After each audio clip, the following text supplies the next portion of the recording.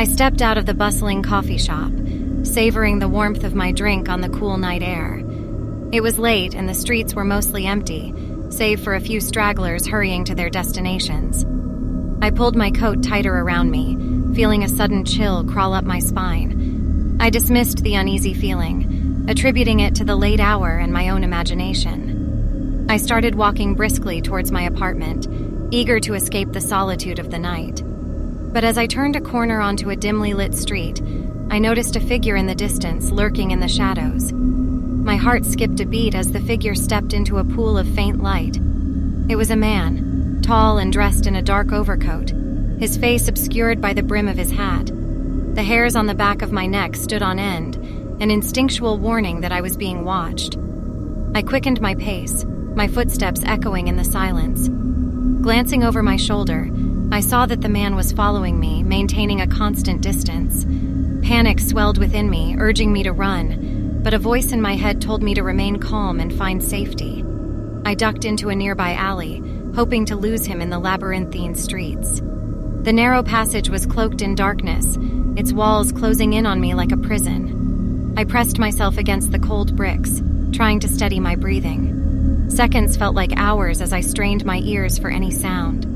The distant hum of a car engine, the rustling of leaves in the wind, but nothing to indicate the whereabouts of the man who had been stalking me.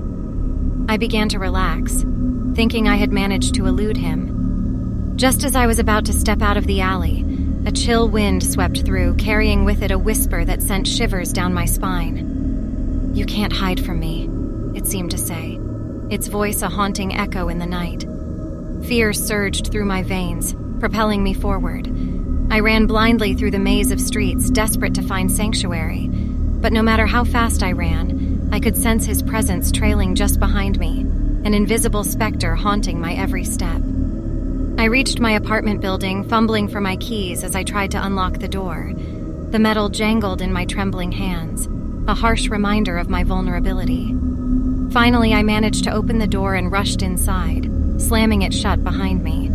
I leaned against the door, my heart pounding in my chest. Relief washed over me as I realized I had made it to safety, or so I thought. As I turned, I froze.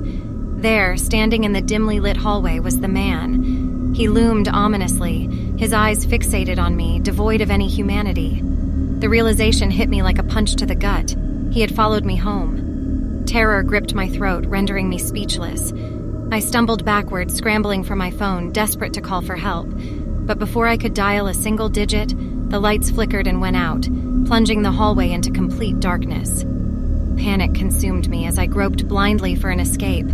The sound of his footsteps grew louder, closing in on me like a predator closing in on its prey. I had to do something, anything to protect myself. In a desperate attempt to ward him off, I fumbled in my bag and retrieved a small can of pepper spray. With trembling hands, I aimed it at the darkness and pressed the nozzle, hoping for a reprieve. But the darkness remained unyielding, and the sound of his footsteps drew nearer. Suddenly, a hand clamped onto my wrist, squeezing with a vice-like grip. I screamed, the sound piercing the darkness, but it was swallowed by the abyss. As I struggled against his hold, a chilling whisper brushed against my ear. "You can't escape me," he breathed, his voice laced with sadistic delight. In that moment, I realized the true horror of my situation. There was no escape from this relentless stalker, no sanctuary to find solace. I was trapped, caught in his web of darkness, and there was no way out.